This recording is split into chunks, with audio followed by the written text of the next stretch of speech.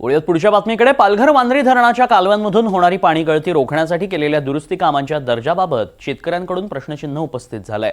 धरणाच्या डाव्या आणि उजव्या कालव्यांवरील पाणी गळती असलेल्या 104 मोऱ्या दुरुस्तीचं काम सुरू आहे। मात्र फुटलेल्या सिमेंट पाईपवर काँक्रीट टाकलं जात असल्यानं वाहणाऱ्या पाण्याच्या प्रवाहाला अडथळा निर्माण होऊन लगतच्या शेतीचं नुकसान होण्याची भीती शेतकऱ्यांनी व्यक्त केली आहे। याचा आढावा घेतला आमचे प्रतिनिधी मनोज सातवी यांनी।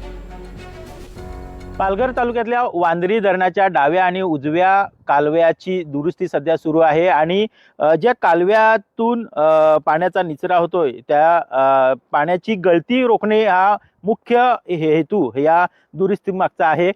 मी सध्या हालोली गावच्या हद्दीत आहे आणि या ठिकाणी कालव्याच्या खालून जाणारे जे पाईप आहेत, पाण्याचा नैसर्गिक पाण्याचा निचरा होण्यासाठी हे पाईप टाकलेले आहेत।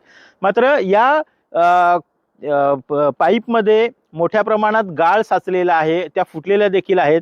मात्र त्या न बदलता किंवा तो गाळ न काढता तशाच पद्धतीने त्याच्यावर काँक्रीट करून हे काम पूर्ण करण्यात येत होतं। मात्र ग्रामस्थांनी याच्यावर आक्षेप घेत हे काम थांबवलेलं आहे आणि अशा प्रकारचं जर निकृष्ट दर्जाचं काम होत असेल तर शेतकऱ्यांना देखील याचा मोठा फटका बसू शकतो आणि पाट देखील हा पुन्हा फुटू शकतो।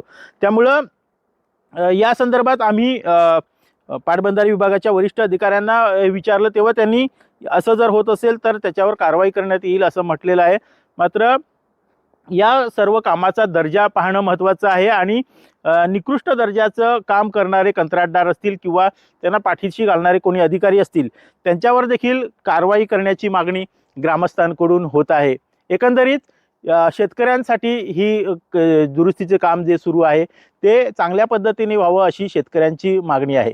NDTV मराठीसाठी मनोज सातवी, पालघर।